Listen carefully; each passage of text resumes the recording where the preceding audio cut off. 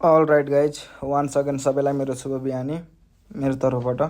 मेरो चाहिँ आजको बिहानी शुभ बिहानी यसै भएको छ ट्याक्क। त्यसपछि होटल गइयो। हर्सको लागि चाहिँ हाम्रो यो खुर्सानीको डन्ठल भाँच्दै थियौँ। हाम्रो दिदी म अनि अर्को दिदी मिलेर भाँच्दै थियौँ। त्यसपछि अनि क्याप्सिकम धोएर चाहिँ ट्याक्क यता सुकाउन राखेको। हामीले चाहिँ यसरी राख्छौँ, हजुरहरूले कसरी राख्नुहुन्छ कृपया कमेन्ट गर्नुहोला।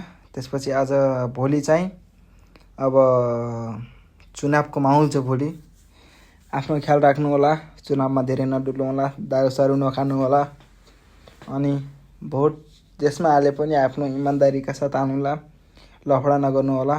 अनि त्यसपछि आफ्नो एरियाभित्र रहेर ट्याक्क भोट हाल्नु होला। हजुरलाई अग्रिम दिनको शुभकामना जो हाम्रो उम्मेदवार छन्। अनि त्यसपछि चाहिँ मैले आज दिउँसो मोमो बनाउँदै थिएँ। मोमो बनाउनु चाहिँ खाना खाइदिएको चाहिँ एउटा जाँगर लाग्दैन, के हो कारण खास गरी यो चाहिँ भनिदिनु होला। अनि हाम्रो मोमो चाहिँ ट्याक्कै यसरी बनाउँछ, हजुरतिर कसरी बनाउँछ कृपया कमेन्ट गर्नु होला। र त्यसपछि साँझको बेला चाहिँ बिरयानी नै झोल मोमो गरेर आएको थियो। झोल मोमोको मैले तयारी गर्दै थिएँ। यता चाहिँ मोमो पाक्दै थियो, चिकन झोल मोमो गरेर आएको थियो, यता झोल मोमो चाहिँ पाक्दै थियो।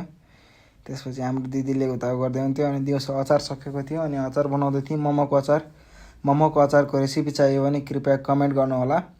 हजुरलाई फुल भिडियो आउँछ मेरो युट्युब च्यानलमा, मेरो फेसबुकको बायोमा लिङ्क छ, त्यहाँ गएर पनि हेर्न सक्नुहुन्छ।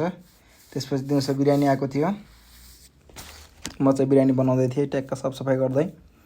अनि त्यसपछि हाम्रो दिदीले चाहिँ उता राइताको तयारी गर्दै हुन्थ्यो। बिरयानी चाहिँ यहाँ तुरुन्तै बनाइन्छ। यो चाहिँ चिकन छ, हजुरकोमा कति पिस दिन्छ? हाम्रो चाहिँ यहाँ 5 पिस हो, ट्याक्क मिलाएर 6 पिस दिन्छ यहाँ चाहिँ ट्याक्क मजेदार बिरयानीको साथमा। त्यसपछि हाम्रो साँझ चाहिँ किचन सफा गर्दै थियौँ, हाम्रो साउनी दिदी अनि अर्को दिदी अनि म मिलेर ट्याक्क किचन सफा गर्दै थियौँ। भोलि होटल बन्द हुने कारणले त्यही भएर भोलि किचन सफा गर्दै थियौँ। हस् त हुन्छ, आजलाई यति, बाई बाई, गुड नाइट।